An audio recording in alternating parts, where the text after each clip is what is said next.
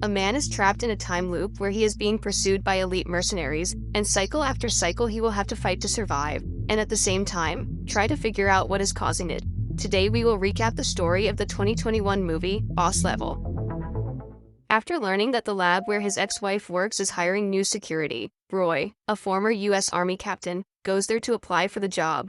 However, while talking to Gemma, he realizes that something strange is happening and that the woman is very worried. Curious, Roy starts asking questions about what is being developed there and discovers that she is working on the Osiris spindle, a kind of particle accelerator that is capable of manipulating time. From his office, project founder Colonel Clive is listening to the entire conversation and believes she is talking too much, so he orders Security Chief Brett to go to the lab and send him away. As soon as he arrives at the place, Brett says that this is a restricted place and because of that visits are not accepted.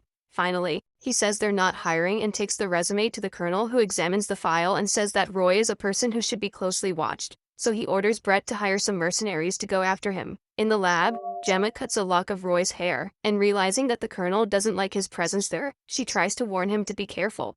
But just then, Brett returns with some security to kick him out. Before Roy leaves, Gemma hugs him and whispers in his ear that she left a package at his house, as well as saying that the clue is Osiris. With absolutely no understanding of what just happened, Roy goes to a bar where he meets a dental assistant named Alice and starts drinking too much. But at a moment when the girl walks away, Gemma calls him saying that she will take a drastic measure and needs help. But the colonel is once again listening to everything and manages to make the call drop. Even without being able to explain Roy properly about her plans, Gemma puts the man's hair in a kind of capsule and walks towards the spindle without imagining that the colonel heard everything and now knows that she is trying to betray him. Once again not understanding what is happening, Roy goes home and spends the night with Alice. Something Gemma did with that hair in the spindle put Roy in an infinite time loop, where he always wakes up at 7 a.m. being hunted by mercenaries, and every time he's eliminated by one of them, he goes back to his bed and starts over the day as if nothing had happened. After facing the same mercenaries over 140 times, Roy has learned to neutralize most of them and can easily deal with a man who breaks into his home. As if that wasn't enough, right after this guy comes a helicopter with a shooter using a minigun to strafe the apartment. But Roy can also deal with this guy throwing a knife right in his forehead, making him lose control of the weapon and hit the pilot, who crashes the helicopter right into the apartment, forcing Roy to jump out the window in a sand truck to survive. After starting the day in this pleasant way, every cycle Roy steals a random guy's car and starts running through the streets of 2 other bounty hunters in a fast and furious style. On the occasions when he doesn't get shot or ends up crashing into some other vehicle and getting a game over, Roy manages to lose his pursuers after making a risky maneuver near a bus and heads straight to Mr. Chow's bar. In every iteration he got to this part, Roy orders 2 bottles of liquor and starts drinking too much in exactly the same way. Plus he always meets the exact same people: Dave, a security expert, and Dai Fang, master fencer who won the world championship 12 times. But even though he's lived through that same day over 100 times, Roy can't get past that point. No matter where he is, always at 12:47 all the mercenaries still alive find him and finish him off at once. As with all other attempts, Roy reappears in his bed at 7 a.m. sharp, and in each cycle he is eliminated in a different way, sometimes being beheaded by a swordsman named Guan Yin, sometimes machine gunned by the minigun guy, or maybe blown up by a dwarf, plus of course the routine headshot. But no matter what, he is always eliminated and has to relive this nightmare. After being eliminated so many times, in one of the cycles Roy finally suspects that this has something to do with the Osiris spindle that Gemma is working on and calls her to try to get help. But who answers in her place is Colonel Clive, claiming that she suffered a very suspicious accident and that now is no longer alive. But he doesn't even have time to grieve. As soon as he receives the news, a pair of twins simply appears, out of nowhere, and blows it up with 2 bazooka shots. Now knowing that Gemma is no longer alive and will not be able to help him, Roy spends one attempt after another trying to find out what exactly is going on, but is always eliminated by the mercenaries until 12:47. After failing several times, Roy finally remembers what Gemma said when she said goodbye and goes to look at the packages, where he finds an envelope with a book with Osiris on the cover. Brilliant as he is, Roy simply forgets about everything that is going on and starts reading the book in the middle of the room, but is soon eliminated by the helicopter gunman. In the next cycle, Roy steals the same car as always and once again proves that he is completely out of his mind when he tries to read while driving and is hit by that bus, losing his life instantly. After these 2 brilliant attempts, Roy finally has a good idea, and after blowing up the bounty hunter's car with a grenade launcher, he decides to go to a quieter place so he can read the book and find out what clues Gemma left for him there. Sitting on the bench in a sort of underground gallery, Roy opens the book and sees that several sentences were underlined by Gemma, but while reading the book he sees his son Joey buying something with a man and entering a game store, as Gemma was eliminated by the Colonel. Now Roy is the only family left for the boy, but he has a problem. Joey still doesn't know that Roy is his father. Trying to get close to the boy, Roy enters the video game store and starts looking for him, but a strange thing starts to happen. All analog monitors start to experience interference as soon as Roy approaches. After walking around the place disrupting everyone's gameplay, Roy finally finds Joey and after talking for a while, decides to take the boy for a walk and make up for the time he's been away. But as soon as they leave the gallery, Roy sees a clock and realizes that it's already 12:50 p.m., which is 3 minutes more than he can survive when he's at the bar. Thinking about the two places where it managed to survive the longest, the interior of the bar is entirely made of metal and the gallery is an underground place, so both places have characteristics that interfere a lot with radio waves and GPS, that is, it is being tracked. But when he realizes that there is nothing left to do, Roy is once again cornered by all the remaining mercenaries and only has time to run a few meters with Joey on his lap until he once again receives several shots in his back, losing life instantly. As soon as the next cycle starts, instead of taking out that mercenary who always wakes him up, he arrests the guy and tries to get him to tell where the tracker is, but as soon as he realizes the man won't talk, he throws him in front of the minigun guy, causing him to be destroyed like a piece of paper. With this idea frustrated, Roy resorts to Plan B. He drives straight to Mr. Chow's restaurant and goes to the bathroom where he starts looking for some sort of device on his clothes or body, but can't find anything at all. Frustrated, Roy starts to leave the place as he thinks about what to do, but on the way he passes Dave and remembers that he is a security expert and therefore must also understand a lot about surveillance. Roy starts talking to Dave about trackers and is able to discover that the most common place to implant a tracker is in one of the molars. Yeah, it was that dental assistant from the night before who implanted the tracker in him. Wanting to get rid of the device, Roy asks Mr. Chow for a pair of pliers and goes to the bathroom where he starts pulling out his own teeth one by one until he finally finds the locator. But now it's too late.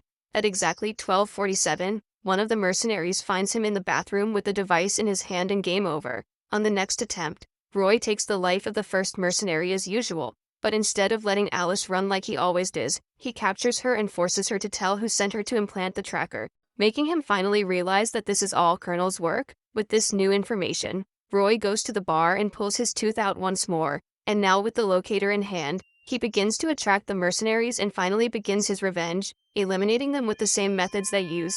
After taking their lives, Roy gathers the bodies in an abandoned factory and uses the little person explosives to send pieces of mercenaries flying through the air, just as he had countless times. Once he's finished taking down the mercenaries, Roy gets a call from Brett and vows to get revenge for what they did to Gemma, but it won't be easy. With only Brett and the Colonel left to fulfill his objective, Roy drives to the research center and tries to invade the place in several different ways, but in all of them he ends up catching the attention of the guards and is eliminated by Brett. That's when the madman doesn't end his own life by hitting the wall. After wasting 3 more cycles, Roy finally decides to use his brains and go stealth. He then finds and eliminates one of the mercenaries who was chasing him, stealing his clothes and badge in order to infiltrate the building. But for some reason the elevator security system cannot read the ID card and his cover is blown when a security guard in the elevator asks to check the card. Because of this problem, in the next cycle he eliminates the elevator guard before even trying to use the card. But as soon as he gets to the floor he is surrounded by Brett and other security guards, forcing him to take his own life to start over. On the 3rd attempt, Roy retraces all the way and once again he eliminates the security guard from the elevator. But it's only when he gets to the floor he wanted that he finally realizes there's a security camera there, which is why he's discovered and eliminated every time. On the 4th attempt, Roy finally realizes that that mercenary didn't have access to the restricted areas of the facility, and still outside, he steals the uniform and card of one of the security guards, so he can finally go through with his disguise and use the elevator. When he arrives on the laboratory floor, Roy leaves the elevator and starts eliminating the unsuspecting guards, finally managing to reach the next room where Guan Yin is already waiting for him. After a short conversation, Guan Yin shows all her swordsmanship skills and starts running towards Roy, incorporating Samurai Jack, slicing his pistol and doing the same thing with his head shortly after. Seeing that a simple pistol would not be enough, in the next attempts Roy takes other more powerful weapons along the way, but even using a submachine gun and even a rifle he loses his head repeatedly by the swordsman. After losing so many times, Roy finally remembers that he still hasn't read the Book of Osiris and goes back to the underground gallery to finally see the message Gemma left. Upon reading the underlined sentences, Roy realizes that Gemma was the one who used the spindle and that he will need to stop the Colonel if he wants to end these cycles. Knowing that he has no chance of getting past Guan Yin and reaching the Colonel in his current state, Roy gives up trying to face her and decides to go to the Chinese restaurant where he asks that fencer to start training him. From here he will go through dozens of cycles just training swordsmanship with Dai Feng until he reaches an ultimate skill level. Feeling ready for the duel, Roy goes back to Guan Yin, takes one of the swords hanging on the wall and uses all his new skill to humiliate his opponent in combat, cutting her hair and showing several times that he could eliminate her if he wanted to. But after some time enjoying himself, he finally gets tired and stabs Guan Yin with her own sword. At that moment, Brett arrives in the room along with the Colonel and starts shooting at Roy, who hides behind a pillar. Wanting to finish him off, Brett runs towards him and ducks behind the pillar as well, but comes back a few seconds later with Guan Yin's sword stuck in his forehead. With no one else to stop him, Roy challenges the Colonel to hand-to-hand combat and begins advancing towards him. Despite both having undergone military training, Colonel Clive is clearly superior and manages to throw Roy away. He then takes advantage of the moment to try to grab Brett's pistol from the floor, but Roy grabs his sword and stabs it in his hand before the Colonel can do anything. With victory almost guaranteed, Roy starts talking to the Colonel and tells him that Gemma used the spindle so he could stop him. But the bastard just ignores it and says that Roy should be using his time to protect Joey, not trying hard to eliminate it. Unbelieving that the Colonel has done anything to his son, Roy cuts off his head and immediately starts driving quickly towards the gallery. But when he arrives at the scene, he is faced with the worst possible scene, his lifeless son being carried by the coroners. Desperate, Roy starts running towards his son as the cops try to stop him. But suddenly a huge bang erupts behind them, followed by a huge flash of light. This is the end of the world. It turns out that when a person stays too long under the effects of the Osiris spindle, their existence starts to cause a collapse in the universe, resulting in the destruction of everything we know. But even if it's the end of the world, Roy is so shaken by the fact that he can't save Gemma and his son that he just stands there watching everything fall apart until he returns to his bed at the beginning of another cycle. Knowing that he himself is causing the end of the world and that he will lose his son no matter what he does, Roy becomes extremely depressed and gives up trying to solve the mystery behind a loop. Spending several cycles in a row just lying in bed and being eliminated from several different ways, but after some time thinking, Roy decides to use this curse in a positive way and finally reacts by eliminating the first mercenary. He then steals the car and goes straight to the gallery where he spends several hours playing all kinds of video games possible together with Joey. But one cycle after another, in the end, every day ends up exactly the same, with a global meltdown. After spending a few more dozen cycles with his son, Roy starts talking to the boy about Gemma with the intention of bringing up something different, but he could hardly imagine that this conversation would be extremely important. As they talk about his mother's work, Joey says that she hasn't gone home and only called in the morning to say that if anything happens, he should look for Roy.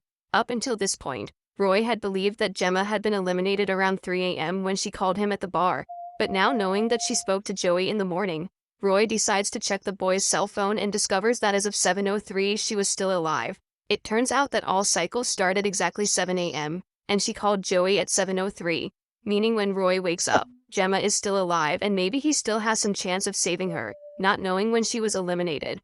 Roy spends the end of that cycle with his son and in the next attempt he returns to invade the premises to once again reach the Colonel. Inside the lab, Roy sees Gemma's lifeless body on the floor and from the cameras he can see that at 7:14 a.m. Brett finished her. That is, he has 14 minutes to save her from the moment he wakes up. With this information, Roy finishes off Brett and the Colonel once more and then takes his own life, beginning what could be his last attempt if he manages to save her.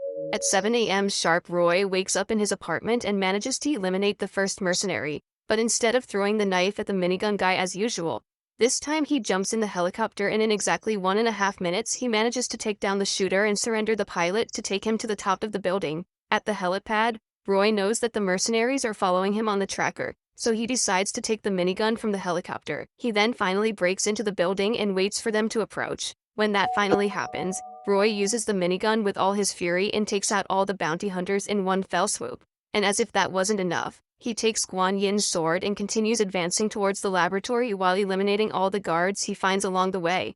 After cleaning the entire building, Roy manages to get to the lab just as Brett was going to finish Gemma and plunges the blade into him. Finally, he finishes the Colonel for the last time and hugs Gemma, who is now safe.